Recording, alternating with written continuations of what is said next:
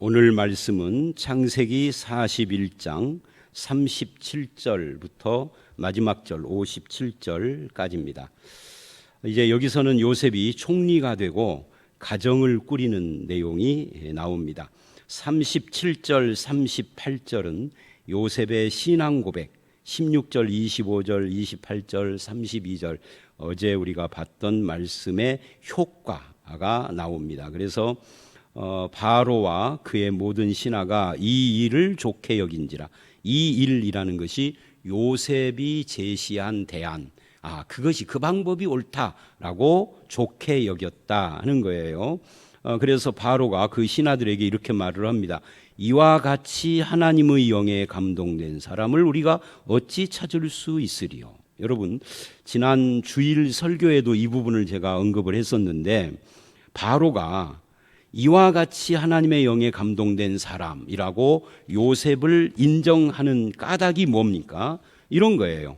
바로 옆에도 애굽의 종교, 우상을 섬기는 수많은 술사들이 있었습니다. 우리나라로 말하면은 스님도 있고 무슨 무당도 있고 수많은 종교를 믿는 종교인들이 있었다 그 말이에요. 그런데 그들은 누구도 자기를 피하라고 드러내고 과시하고 하지 하나님의 이름과 그 영광을 드러내려고 요셉처럼 애를 쓰는 사람이 없어요. 그런데 요셉은 하나님에 대한 이야기를 말만 할 뿐만 아니라 실제로 실천적으로 하나님의 이름과 영광을 드러내려고 애를 써요. 그런 모습을 보고 이렇게 하나님의 영에 감동된 사람 내가 처음 봤다라고 바로가 말하고 있는 거예요. 이게 우리에게 큰 도전이 되는 거죠. 그러니까 우리가 세상에서도 하나님의 영, 즉 성령에 감동된 사람이다. 뭘 보고 그렇게 인정을 받을 수 있느냐? 손에서 불 나가고 입에서 오도마이 나가고 막 은사를 드러내고 이런 걸로는 세상이 감탄하지 않아요. 그걸 가지고 세상이 와, 너처럼 하나님의 영에 감동 이렇게 말하는 사람은 없는 겁니다. 희한하네, 이 정도는 되겠죠. 그러나 진정으로 하나님을 위하는, 진정으로 우리가 하나님의 이름과 영광을 드러내려고 애를 쓰는 모습의 그 진심이 드러난다면, 그러면 세상도 인정한다, 그런 이야기예요. 그리고 39절을 보면 너와 같이 명철하고 지혜 있는 자가 없도다. 이게 요셉이 말한 대안 때문에 이런 말을 하는 거죠. 일종의 영향력을 요셉이 끼치고 있는 거예요. 그 다음에 40절로 43절을 보면 이제 하나님이 주신 꿈, 요셉에게 하나님이 주신 꿈이 11단이 절하고 이런 거잖아요. 그 꿈의 성취에 다가가게 되어집니다. 그래서 40절, 너는 내 집을 다스리라 라고 그래요. 내가 너보다 높은 것은 내 왕자뿐이다. 그러니까 바로가 내가 이 어려운 상황을 만나서 내가 할 수 있는 일은 아무것도 없다. 왕의 보좌에 앉아 있는 것 말고는 할 일이 없다. 무능력하다. 그런데 너는 명철하고 지혜롭다. 네가 나보다 더 높다라고 총리를 세워요. 이 놀라운 것이죠. 그리고는 인장 반지를 빼서 요셉의 손에 끼우고, 인장 반지라는 게 뭐냐면 인장이 도장인데요. 옛날에는 우리처럼 도장을 집에다 놓고 다니든지 이렇게 하지 않고 반지를 도장으로 만들었어요. 그걸로 찍는 거죠. 어인 같은 거죠. 안 잃어버리려고, 안 뺏기려고. 그러니까 이 반지를 뺏어가려면 왕을 죽이는 것밖에는 방법이 없는 거죠. 근데 이 인장 반지를 요셉에게 주어요. 세마포 옷을 입히고, 이 세마포 옷을 입혔다는 것은 죄수의 옷, 노예의 옷, 이것을 벗기고 이제 총리의 옷을 입혔다 그 말이에요. 이 요셉의 일생을 보면 재미있는 것이 옷이 계속 등장을 합니다. 옷이 계속 바뀌어요. 처음 등장할 때는 채색 옷을 입고 철없는 모습이었죠. 두 번째는 노예의 옷을 입었죠. 세 번째는 죄수의 옷이죠. 이제는 세마포 옷을 입고 총리의 옷을 입어요. 옷이 계속 바뀌는 겁니다.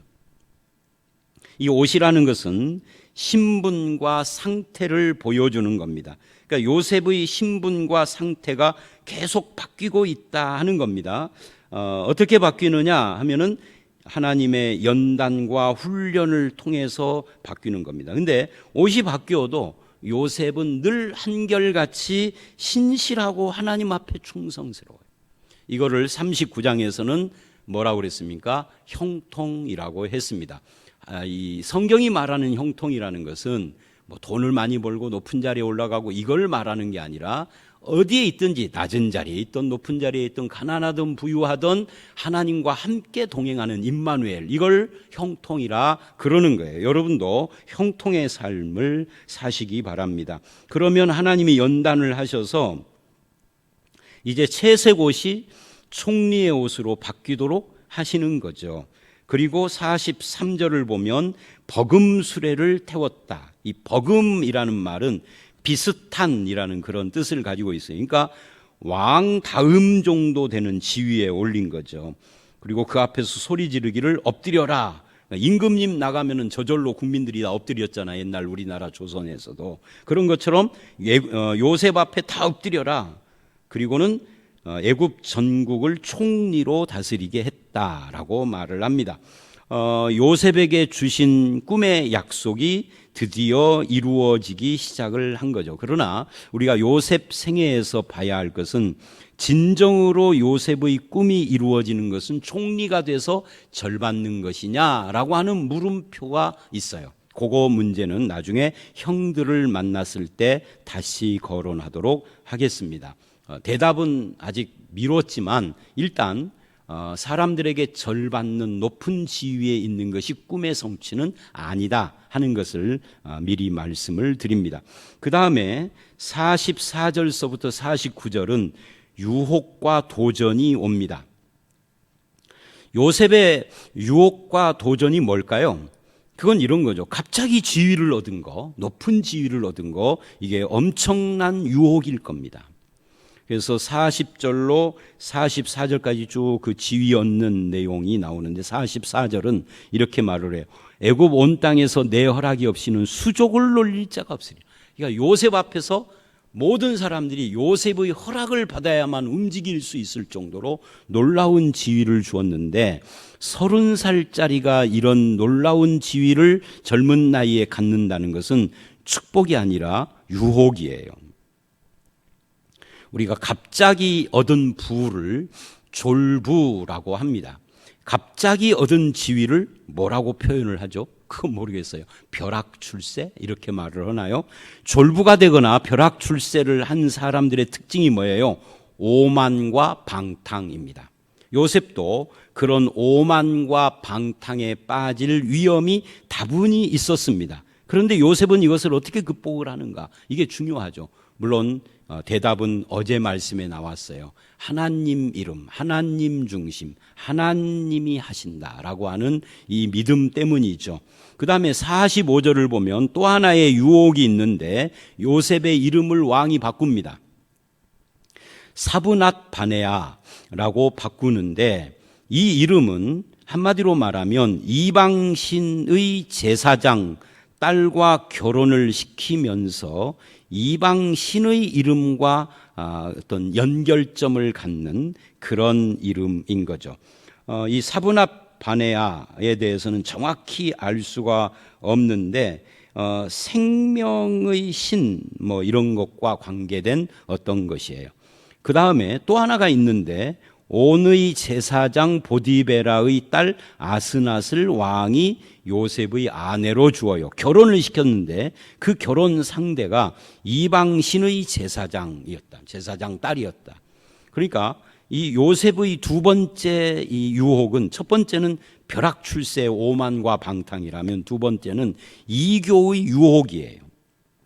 이교 제사장의 딸과 결혼시키고 이교식에 이방 종교식의 이름을 붙여주고 그랬다는 거죠. 이런 유혹은 우리가 만약에 당한다면 피하기가 굉장히 어려운 유혹이었을 것입니다.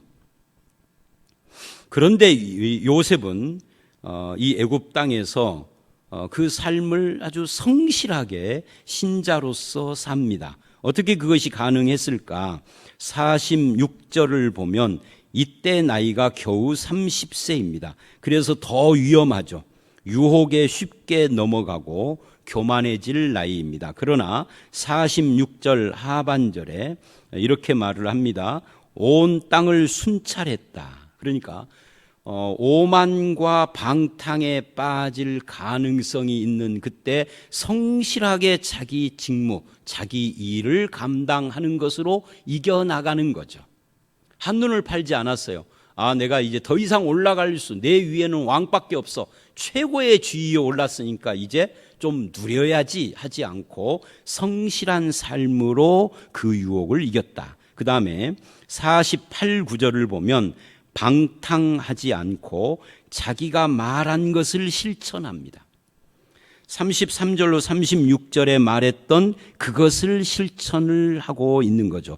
그래서 쉴 틈이 없는 거예요. 애굽 전역을 돌아다니면서 이제 곡식을 사들이고 그것을 저장하는 일을 하느라고, 성실하게 일을 하느라고 유혹에 빠지지 않고 있는 그런 모습을 우리는 여기서 볼 수가 있습니다. 이것뿐만이 아닙니다. 또 더 나아가서 이제 50절로 52절을 보면 이런 말이 돼요. 흉년이 들기 전에, 이제 풍년이 쭉 지나가는 막바지쯤 되겠죠. 요셉에게 두 아들이 나는데 오느이 제사장 보디베라의 딸 아스닷이 그에게서 낳았다. 그러니까 요걸 계속 두 번 강조하는 것은 이게 굉장히 요셉에게 도전이 됐을 것이다. 그런데 그 낳은 아들의 이름을 이렇게 짓습니다.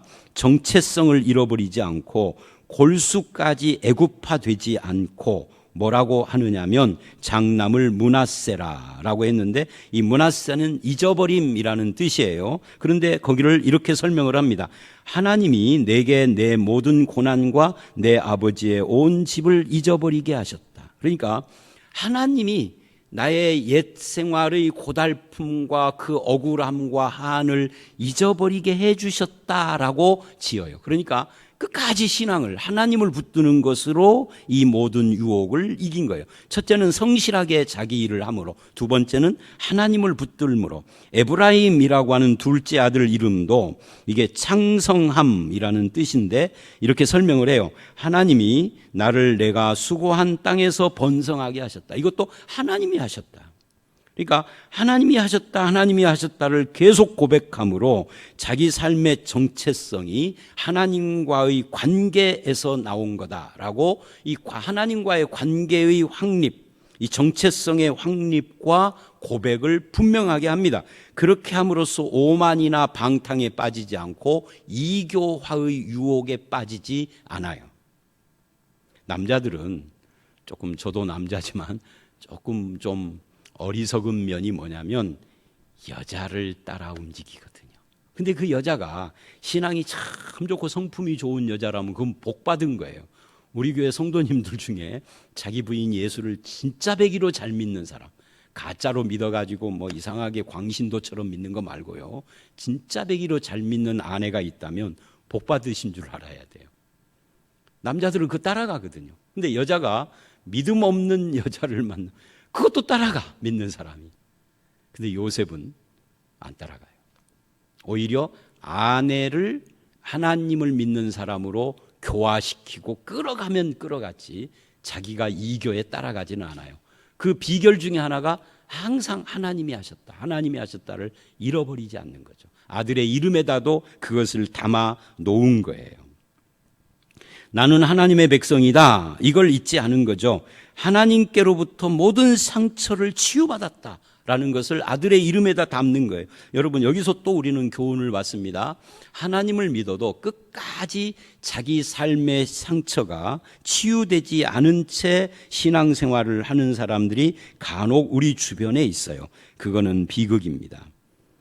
하나님을 믿으면 그 상처에 대한 기억은 있을지 몰라도 상처 자체는 치유가 되는 것이, 그게 정상적인 것입니다. 여러분의 기억 속에 있는 상처는 치유가 됐는지요? 하나님이라고 하는 주어로 바꾸면 치유가 됩니다. 하나님의 은혜와 능력을 믿고 고백하는 삶을 계속 살면은 그게 치유가 됩니다. 그리고 치유되는 정도가 아니라 어디까지 가느냐면 그 과거의 그 30년 전, 20년 전 또는 10년 전에 그것조차도 하나님께서는 선으로 바꾸셨다라는 것 때문에 그게 아름다운 추억이 되는 거예요. 오히려 그것을 통해서 오늘의 나를 있게 하시고 미래의 나를 이끌어 가신다라고까지 고백을 하게 되는 거죠. 이 치유가 되는 겁니다. 우리도 그렇게 됐으면 좋겠습니다. 53절 57절 보니까 온 땅에 흉년이 듭니다. 7년 동안 엄청난 흉년이 들었어요. 애굽에만 양식이 있습니다. 이것이 애굽 사람들 입장에서는 요셉의 공로다라고 생각이 될 수도 있고 요셉의 지혜다라고 생각이 들 수 있습니다. 그러나 그렇지 않습니다. 이게 다 하나님이 가르쳐 주신 것이고 하나님이 주신 힘입니다. 더 중요한 것은 이 풍년과 흉년이 하나님의 뜻과 섭리를 이루기 위해서 우리에게 주어졌다라고 하는 사실입니다. 이것은 우리 삶도 마찬가지. 코로나를 당해서 거의 1년 가까이 지금 지나가면서 오늘 그 뉴스를 보니까 이 코로나 백신이 빨라야 요즘 뭐 백신이 이미 나왔다고도 하고 뭐 별 이야기를 다 하는데 전문가들은 내년 중순경 돼야 백신이 온전하게 나올 것이다. 이렇게 이야기를 하더라고. 어제 뉴스인가 내가 봤더니. 그러면 코로나가 발병된 이후로 1년 반을 지나가는 겁니다. 내년 중순이라면. 얼마나 어려워요. 특히 경제적으로 얼마나 어렵습니까? 우리 교회도 장사하시는 분, 사업하시는 분, 뭐 공무원이나 무슨 기타 월급 따박따박 나오는 직종에 있는 분들은 그렇게 어렵지 않을 거예요. 잘 못 움직이는 뭐 그런 어려움만 있겠죠. 어디 뭐 놀러 못 가고 여행 못 가고 방문 못 가고. 근데 그런 것들은 참을 수 있어요. 근데 경제적으로 어려워지면 얼마나 힘들어요. 그런 분들이 많을 겁니다. 그런데도 하나님께서 우리와 함께 하신다. 하나님의 은혜와 섭리와 뜻이 여기에도 있다. 내가 좀 어렵지만 힘들지만 여기에도 하나님이 어떤 섭리를 가지고 우리를 더 나은 곳으로 이끌어 가려고 한다라고 하는 이 믿음이 흔들리지 않아야 합니다. 그것이 뭐냐? 요셉의 꿈의 성취가 아니라 하나님의 약속의 성취입니다. 그것도 아브라함에게 주신 약속의 성취를 위해서 이런 일을 하는 거죠. 온 땅에 기근이 온 이유가 바로 그겁니다. 그래서 57절에 이를 통해서 요셉의 꿈의 성취를 하는 것이 아니라 그것은 작은 일이고 하나님은 더 큰 이 구원, 요셉의 가족을 구원할 뿐만 아니라 그것을 나가서 더 큰 인류의 구원의 언약을 성취하려고 합니다. 우리는 이것을 바라봐야 하겠죠. 자, 오늘 말씀 여기까지입니다.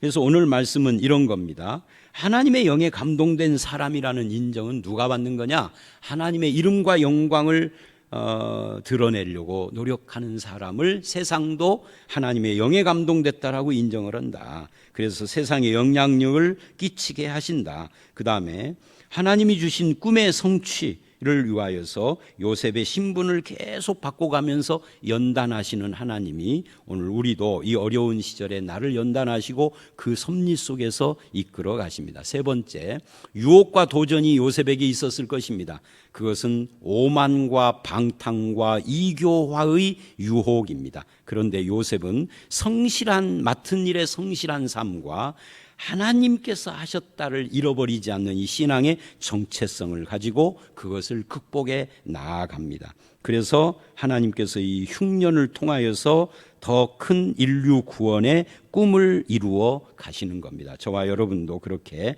하나님의 영에 감동된 사람, 하나님께서 연단 훈련하실 때 오만과 방탕이 아니라 더 성실하게 살고 하나님의 주신 그 자리와 정체성을 굳건히 지켜가는 그런 성도로 살아가시는 우리들이 되시기를 주의 이름으로 축원합니다. 함께 기도하겠습니다.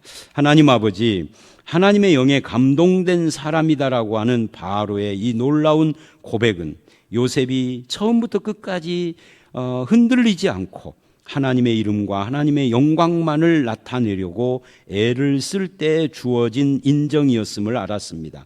아버지 하나님, 우리가 세상에 영향력 있는 그리스도인이 되고자 하면서도 하나님의 이름과 영광이 아닌 자기 이름을 내고 자기 자랑을 하고 자기 권력을 휘두르려고 하는 어리석음을 범하고 있습니다. 주님 용서하여 주시고 하나님의 이름 영광을 위하여서 나의 모든 것을 드릴 수 있도록 역사해 주시옵소서. 하나님은 하나님의 종을 쓰시기 위하여서 채색 옷에서 노예 옷으로, 죄수복으로, 그리고 총리 옷으로 옷을 바꿔가고 신분을 바꿔가면서 연단하고 훈련하셨던 것을 봅니다. 그래서 오만과 방탕과 이교화의 유혹에 빠질 수밖에 없는 젊은 요셉이 그것을 이길 수 있었고, 성실한 삶과 하나님과의 관계에서 나는 하나님의 백성이라는 정체성, 신앙의 정체성을 잃지 않음으로 승리했던 것을 봅니다. 오늘 우리도 그와 같이 신앙의 정체성을 분명히 하게 하셔서 오만과 방탕과 이교화가 아니라 하나님의 종다운 삶을 살게 하여 주시옵소서. 예수님 이름으로 기도드려 싸움나이다. 아멘.